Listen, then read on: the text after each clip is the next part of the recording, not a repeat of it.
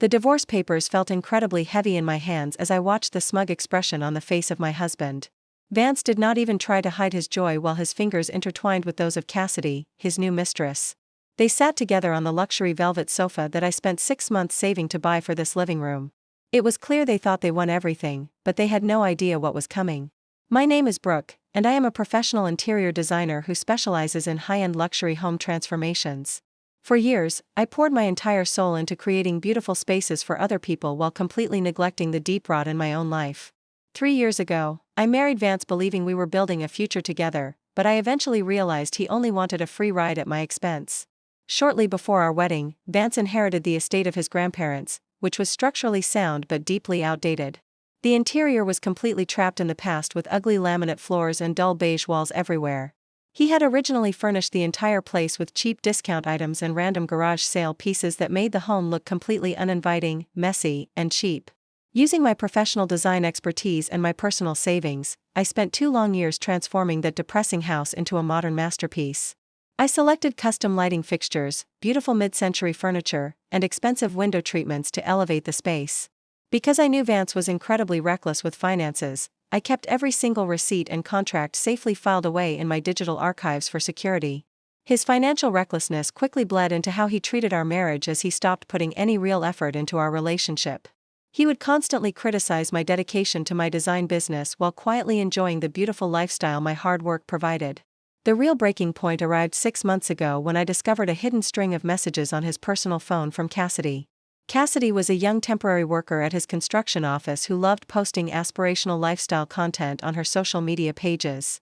Her messages revealed that she was completely obsessed with our beautiful home, believing Vance was the wealthy mastermind behind the design. She openly mocked me in those texts, claiming that I did not appreciate the incredible luxury estate Vance built for us. Instead of screaming or making a dramatic scene, I quietly gathered screenshots of every single message and hotel receipt for my legal protection. When I finally called Cassidy and demanded a meeting at the house to settle the matter, she showed up looking smug and entitled. She acted as if she already owned the place, showing zero remorse for destroying a marriage. I slid the legal paperwork across the table, reminding Vance that our prenuptial agreement specified there would be absolutely no division of property. Cassidy practically squealed with delight and squeezed his hand, praising how reasonable and practical I was being. Vance nodded in total relief, even accidentally calling me by the name of another woman because he was so completely checked out. Cassidy stood up and began walking through the rooms, touching the custom dining table and admiring the high-end light fixtures. She loudly declared that she would not change a single detail because the entire house was absolutely perfect for her lifestyle. Vance assured her that she would not have to change anything because I was only taking my personal clothing and leaving forever. I spent that final night in the guest bedroom, listening to their laughter echoing through the hallways while I finalized my master plan. At exactly 9 the next morning, 2 massive moving trucks and a team of 6 professional movers arrived at the front door. The foreman greeted me warmly and confirmed they had the extensive inventory list I provided earlier. Vance and Cassidy walked out of the master bedroom wearing robes, looking completely annoyed by the loud noise outside. Cassidy demanded to know why 2 huge trucks were necessary just to pack up a few boxes of old clothes. I did not say a single word as the movers efficiently began wrapping my expensive sectional sofa and dismantling the custom artwork. Vance lost his temper and rushed toward the workers, shouting that they were stealing his property and ordering them to stop immediately. I stepped forward and handed him a heavy folder packed with original receipts and legal proof of purchase. I calmly explained that every piece of furniture, appliance, and light fixture was bought solely by me with my own money. The color completely drained from his face as he realized our legal agreement meant he had no claim to anything I bought.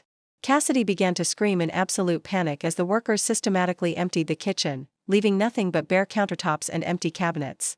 By the afternoon, the entire house was stripped down to a hollow shell filled with dust and silence. Just as the trucks were fully loaded, a special team of contractors arrived at the house carrying tools for professional wallpaper removal.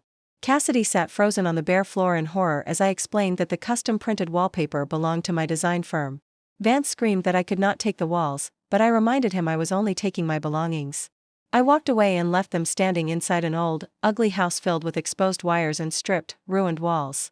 Without my designer furniture and clever decorations to hide the structural flaws, the property looked entirely unlivable and decaying.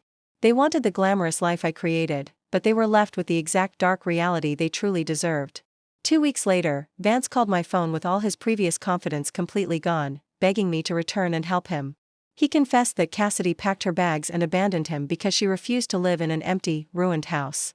He admitted he was wrong about everything, but I simply told him that some spaces are meant to stay completely empty.